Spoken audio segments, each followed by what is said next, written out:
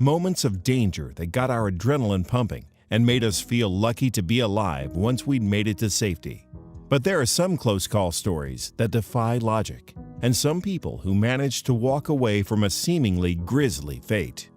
Today, we'll be looking at 7 unbelievable examples of people who survived against impossible odds.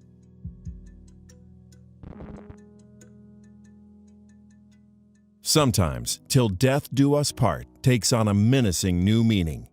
On Easter Sunday 2015, Victoria Cilliers went parachuting in Wiltshire, England. As an experienced recreational skydiver, Victoria had made many jumps, but this one would end quite differently. Unbeknownst to Victoria, her husband, Emil Cilliers, had sabotaged her parachute before the jump, removing crucial components that connected the parachute canopy to the harness. As she sped towards the ground, Victoria realized her parachute was faulty, but her backup chute would also not open. She fell a dizzying 4,000 feet before hitting the ground at a speed of 60 miles per hour. Such a fall would normally be fatal, but the field where Victoria landed had recently been plowed, and she happened to land on a particularly soft patch of earth. She was seriously injured, but incredibly, she survived. Police would later learn that Emil, a sergeant in the British Army, was having 2 affairs. He had promised at least one of the women that he would leave his wife, and he planned to cash in on Victoria's life insurance policy after her death. In fact, Emil had tried to kill Victoria a week before the jump as well by tampering with a gas valve in their home. Emil opened a valve in the kitchen while Victoria and their children were sleeping, then left to spend the night at his ex-wife's home. In the morning, Victoria woke and smelled the gas in time to prevent a tragedy. She even texted Emil that morning, jokingly asking if he was trying to kill her.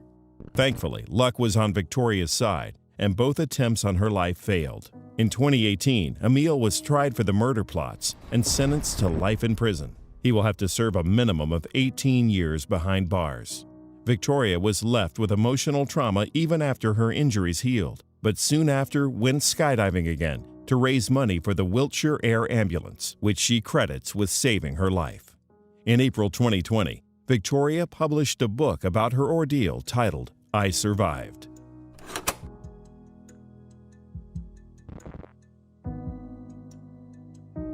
Trying new things can be fun, but it can also be dangerous.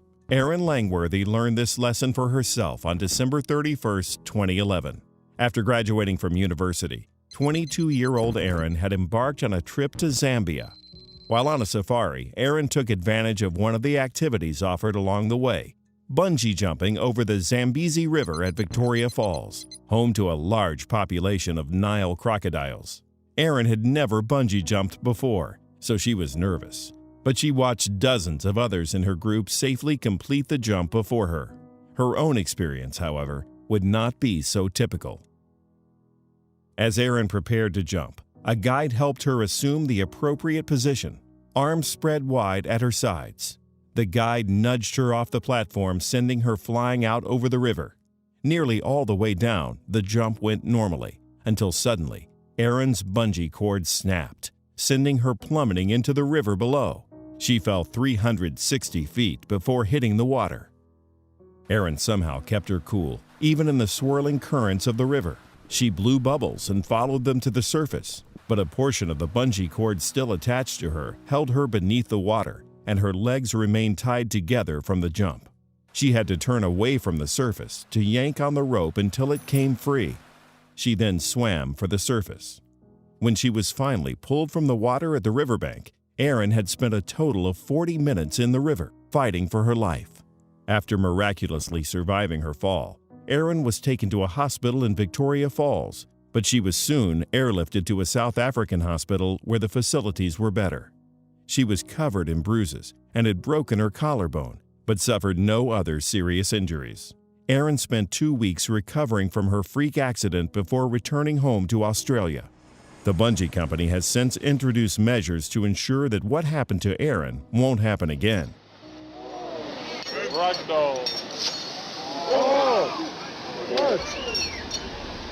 A final question. Yeah.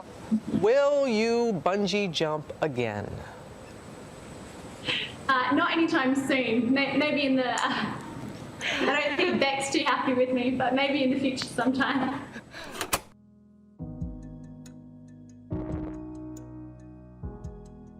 Imagine surviving a disaster only to be stranded where you may never be found. On May 26, 2013, 29-year-old Harrison Okene was working as a cook aboard a tugboat operating off the coast of Nigeria. In the early hours of the morning, heavy swells caused the tugboat to capsize 20 miles from shore. Harrison was in the bathroom when the ship began to overturn and had to desperately search for a way out. He ended up in the engineer's office. Water began to fill the room, but it did not fill completely. Against all odds, an air bubble in the small space allowed Harrison to survive.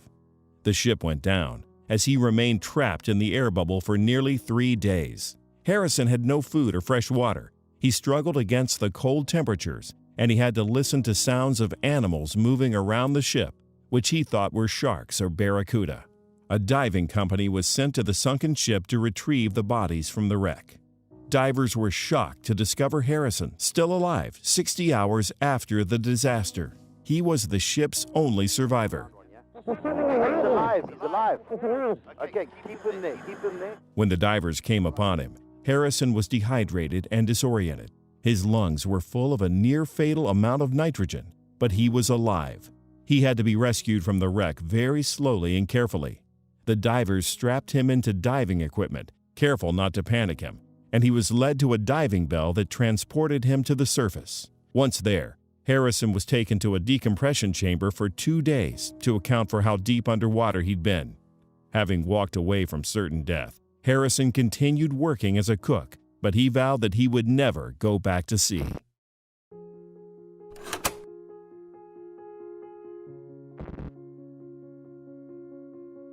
A tragedy at a New York City subway station became a miracle for one little girl. In September 2019, a 45-year-old man arrived at the Kingsbridge subway station in the Bronx, walking hand in hand with his young daughter. But to the surprise of the rush-hour crowd at the station, the man, Fernando Balbuena Flores, jumped onto the subway tracks just as a train was approaching. Even more shockingly, Fernando pulled his daughter, who was just 5 years old, onto the tracks with him. Bystanders didn't have enough time to react before the train struck. Fernando was killed instantly, but his daughter, impossibly, survived. After the train had stopped, 2 Good Samaritans leapt down onto the tracks, where they coaxed the girl to crawl out from beneath the subway car and lifted her to safety on the train platform. She suffered scratches and lacerations, but due to her exact position underneath the train, her injuries were so minor that she was back at home with her mother and other family members later that day. Fernando Balbuena Flores was known to suffer from depression and had been on and off medication for it before he jumped onto the tracks. In a 1-in-a-million survival story, and thanks to the quick thinking of the 2 men who lifted her to safety, this child lost her father but walked away with her life. Antonio Love, whose bag was stolen during the rescue, and Jairo Torres were later honored for their heroism and bravery by Bronx Borough President Ruben Diaz.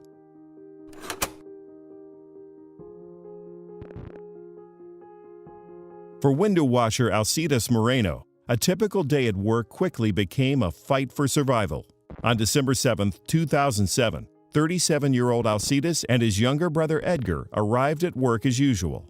They rode an elevator to the roof of Solo Tower, a 47-story apartment building on New York City's Upper East Side.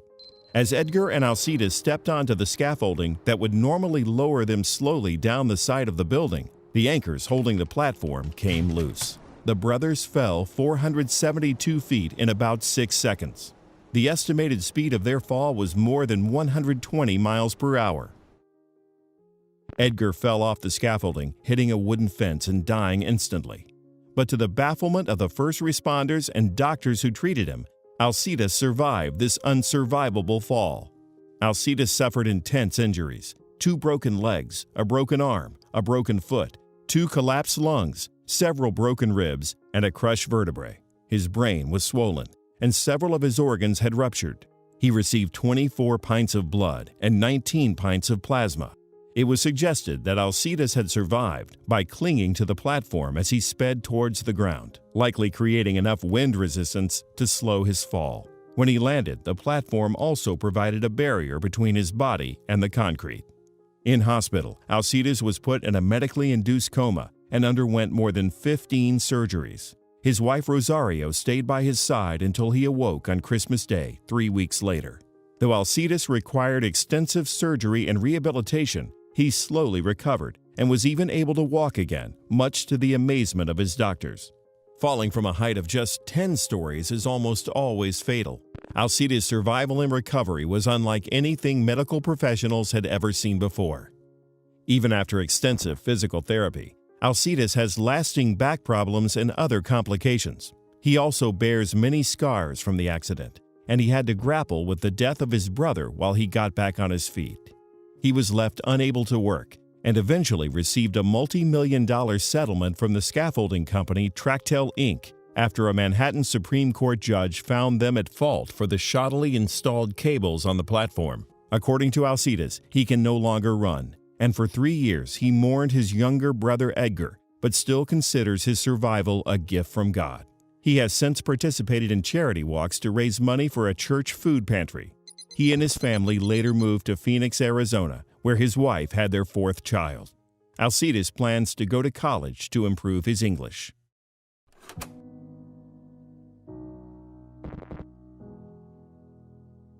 What if a tragedy changed your life forever, but you couldn't even remember it? This was the case for Cecilia Chichon. On August 16, 1987, Cecilia and her family were on board the Northwest Airlines Flight 255 at the Detroit Metropolitan Airport. They were on their way home to Tempe, Arizona, after visiting family.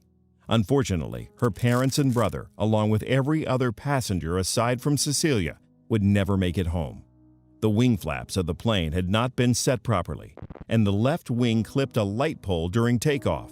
The plane crashed a half-mile away from the airport, leaving behind a trail of smoldering wreckage. At the time, it was the second deadliest aviation accident in U.S. history, leaving only 1 survivor out of its 149 passengers. 6 crew members and 2 people on the ground were also killed.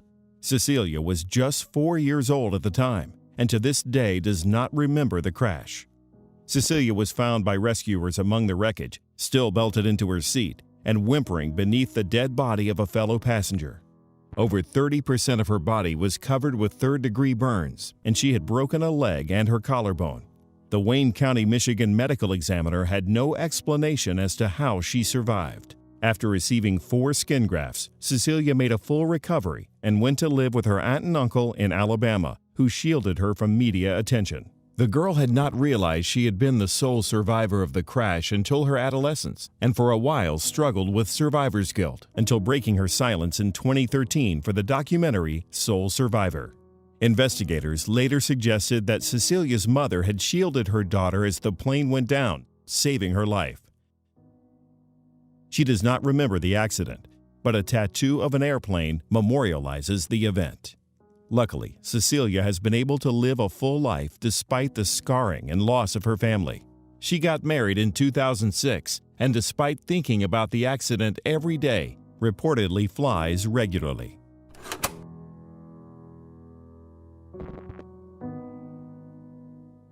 Ending a marriage is never easy, but being attacked by your spouse makes it much harder. In September 2019, Ariane Wallace told her wife of 12 years, Tiffany Wallace, that she believed they needed a divorce.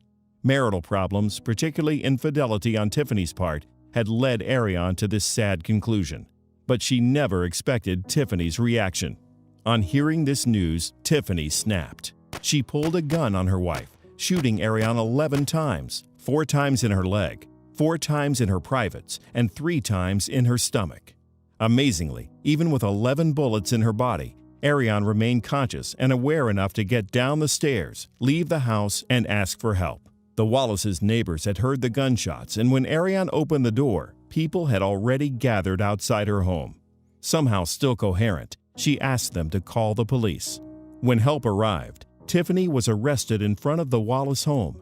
She told the officers she had shot Ariane in self-defense. Ariane was rushed to the hospital, where she underwent 2 blood transfusions and emergency surgery for her wounds. Despite the extent of her injuries, Ariane lived through her wife's sudden and vicious attack.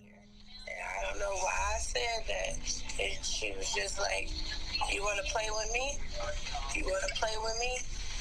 And she pulled the gun out and looked me in my eyes, and she started shooting me. Tiffany faced 9 criminal charges, including assault with intent to murder, domestic violence, and 3 charges of felony firearm. Incredibly, despite the extensive injuries, Ariane is slowly but surely recovering from the ordeal.